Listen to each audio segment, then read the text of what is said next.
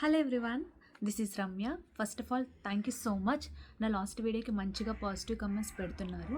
నా లాస్ట్ వీడియోలో ఇండియాలో హై పేయింగ్ జాబ్ ఉంటే అది వదిలేసి యూకే రావచ్చా అన్న టాపిక్ మీద డిస్కస్ చేశాను. బట్ నేను ఎటువంటి శాలరీ కంపారిజన్స్ చేయలేదు. So in this video we will compare 15 lakh salary in India versus 45,000 pounds in UK. నేను ఈ కంపారిజన్ ఎటువంటి job titles or experiences basis మీద చేయట్లేదు. ఎందుకంటే శాలరీ అనేది వాళ్ళ ఇండివిజువల్ స్కిల్స్ అండ్ వాళ్ళు వర్క్ చేసే domain or industry and little bit of luck మీద కూడా డిపెండ్ అయి ఉంటుంది. But to give general idea, ఇండియాలో 1.5 lakh రావాలంటే minimum to minimum 6-7 years time అన్నా పడుతుంది. అదే 45,000 pounds యూకేలో రావాలంటే మినిమం 3-4 years ఎక్స్పీరియన్స్ అయినా ఉండాలి. ఇది మోస్ట్ ఆఫ్ ద కేసెస్ సినారియోలో. ఈ వీడియోలో మనం income, expenses, savings and life style అన్ని పాయింట్స్ కంపేర్ చేద్దాము. సో ఇంకెందుకు late, let's get started. First let's start with the income side. First India side చూద్దాము. ఇండియాలో 15 lakhs అంటే మంత్కి 1.25 lakhs వస్తుంది. అది బిఫోర్ ట్యాక్స్. మన income tax, PF and professional tax ఇవన్నీ కట్ అయిన తర్వాత సమ్వేర్ అరౌండ్ 1,10,000 to 1,15,000 వస్తాయి ఇండియాలో. ఇది decent salary, especially cities like Bengaluru, హైదరాబాద్లో. ఇప్పుడు యూకే సైడ్ చూద్దాము. యూకేలో 45,000 pounds అనేది మిడ్ లెవెల్ డీసెంట్ శాలరీ. 45,000 poundsకి మనకి మంత్లీ 3,750 pounds వస్తాయి. ఇది బిఫోర్ ట్యాక్స్. కానీ మనం ఇక్కడ national insurance and tax and PF detect అయిన తర్వాత మనకి somewhere around 2,700 to 2,800 pounds take home salary వస్తుంది.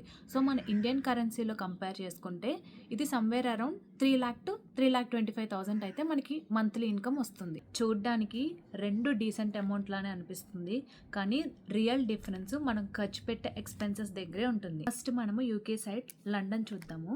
లండన్లో 1 bedroom ఫ్లాట్ వచ్చేటప్పటికి 1,300 to 1,500 pounds ఉంటుంది మనం సపరేట్గా ఉండాలనుకుంటే. ఇంకా సెంట్రల్ లండన్లో రెంట్స్ గురించి చూస్తే మనకి హార్ట్ అటాక్ వచ్చేస్తుంది. ఇంకా ఈ రెంట్తో పాటు మనం ఇక్కడ council tax bill, electricity, gas and water bill pay చేయాలి. కౌన్సిల్ ట్యాక్స్ అనేది మనం ఉండే ఏరియా బట్టి అండ్ హౌస్ వాల్యూ బట్టి డిపెండ్ అయి ఉంటుంది. ఇది సమ్వేర్ అరౌండ్ 150 to 200 pounds ఉంటుంది. ఇంకా gas, electricity and water bills ఈ 3 కలిపి సమ్వేర్ అరౌండ్ 200 pounds అయితే ఉంటాయి. నెక్స్ట్ గ్రాసరీస్ అండ్ ఫుడ్ చూద్దాము. మీరు రెగ్యులర్గా కుక్ చేసుకునే పర్సన్ అయితే కనుక 200 to 250 poundsతో అయిపోతుంది. కానీ అవుట్ సైడ్ ఫుడ్ రెగ్యులర్గా తింటారు అండ్ టేక్ అవే పర్సన్ అంటే కనుక మినిమం 300 pounds అయితే కావాలి. ఇక్కడ అవుట్ సైడ్ ఫుడ్ కొంచెం ఎక్స్పెన్సివే, ఎస్పెషల్లీ మన ఇండియన్ ఫుడ్ అయితే సూపర్ ఎక్స్పెన్సివ్ ఉంటుంది. సో నెక్స్ట్ ట్రాన్స్పోర్ట్ చూద్దాము. ఇక్కడ most of the offices central London or else Canary వార్ఫ్లో ఉంటాయి. అది జోన్ 1 అండ్ జోన్ 2 అనమాట. Travelling to zone 1 and zone 2 అనేది కొంచెం ఎక్స్పెన్సివే. సో ట్రాన్స్పోర్ట్కి 150 to 200 pounds అయితే ఖర్చు అవుతాయి ఒకవేళ మీరు రెగ్యులర్గా ఆఫీస్కి వెళ్ళాలంటే కనుక. వీటితో పాటు మీకు అదర్ సబ్స్క్రిప్షన్స్ ఏమన్నా ఉన్నా, లేకపోతే మొబైల్ ఛార్జెస్ కానీ, జిమ్ మెంబర్షిప్స్ కానీ, ఇంకా అదర్ ఏమన్నా స్మాల్ షాపింగ్ ఆర్ మిస్లీనియస్ ఖర్చులు ఉంటే సో అవన్నీ కలిపి సమ్వేర్ అరౌండ్ ఒక 100 to 150 pounds అయితే అవుతాయి. మనం ఈ ఎక్స్పెన్సెస్ అన్ని కన్సిడర్ చేస్తే ఫర్ ఏ ఫ్యామిలీ ఎవరైతే 1 bedroom ఫ్లాట్ లండన్లో ఉంటారో వాళ్ళకి somewhere around 1,800 to 2,200 pounds per month అయితే ఖర్చు అవుతాయి. Next outside London other cities like Birmingham, Leeds or Manchester ఆ సిటీస్లో ఉండే వాళ్ళకి 1 bedroom ఫ్లాట్ 700 to 900 poundsలో వచ్చేస్తుంది.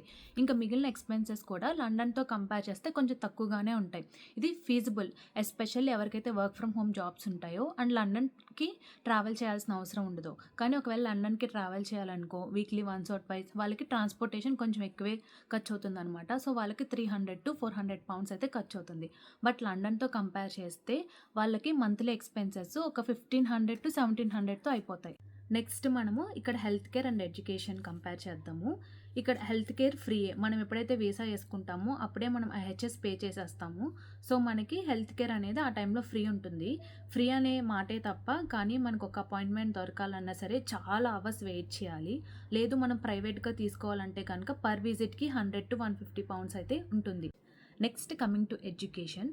ఇక్కడ యూకేలో ఫ్రీ పబ్లిక్ స్కూల్స్ ఉంటాయి అండ్ ప్రైవేట్ స్కూల్స్ కూడా ఉంటాయి. ప్రైవేట్ స్కూల్స్ అయితే ఒక 10,000 pounds per year అయినా ఉంటుంది. ఇంకా పబ్లిక్ స్కూల్స్ అయితే ఫ్రీయే. ఇక్కడ మోస్ట్లీ పీపుల్ అందరూ పబ్లిక్ స్కూల్సే ప్రిఫర్ చేస్తారు. నెక్స్ట్ ఇండియా సైడ్ వద్దాము. మోస్ట్లీ ఇండియాలో లైక్ హైదరాబాద్ అండ్ బెంగళూరు సిటీస్లో మినిమం 25,000 to 30,000 అయితే 1 bedroom ఫ్లాట్ ఉంటుంది. ఇంకా అది కాకుండా మీరు ఫుడ్, గ్రాసరీస్ అవన్నీ 5,000 to 8,000 ట్రాన్స్పోర్ట్ వచ్చేటప్పటికి ఒక 3000 to 5000. ఒకవేళ మీరు బయట తినే పర్సన్ అయితే కనుక దానికి ఒక 3000 to 5000. నెక్స్ట్ హెల్త్ కేర్, అది ప్రతి మంత్ ఉండదు, బట్ అది ఒక 5000 పర్ మంత్ వేసుకున్న ఎమర్జెన్సీ కేసెస్లో. నెక్స్ట్ కిడ్స్కి ఎడ్యుకేషను ఒక 1 to 1.5 lakh పర్ ఇయర్ ఉంటుంది. సో మనం ఇవన్నీ ఎక్స్పెన్సెస్ కన్సిడర్ చేసినా సరే ఇండియాలో 60 to 65,000తో అయిపోతుంది. మ్యాక్స్ 70,000తో అయితే ఎక్స్పెన్సెస్ అయిపోతాయి. Next comes the favourite part, savings part.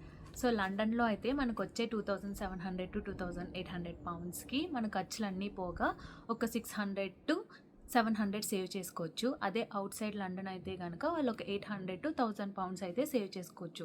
కానీ ఇక్కడ లండన్లో ఉండేవాళ్ళు మోస్ట్లీ షేరింగ్ ప్రిఫర్ చేస్తారు. సో షేరింగ్లో అయితే ఇంకొక ఎక్స్ట్రా 300 to 400 పౌండ్స్ అయితే మంత్కి సేవ్ చేసుకోవచ్చు. బట్ కిడ్స్ ఉండే వాళ్ళకైతే షేరింగ్ ఫీజిబుల్ కాదు. వాళ్ళు మోస్ట్లీ 1 bedroom ఫ్లాట్ కానీ 2 bedroom ఫ్లాట్ కానీ ప్రిఫర్ చేస్తారు.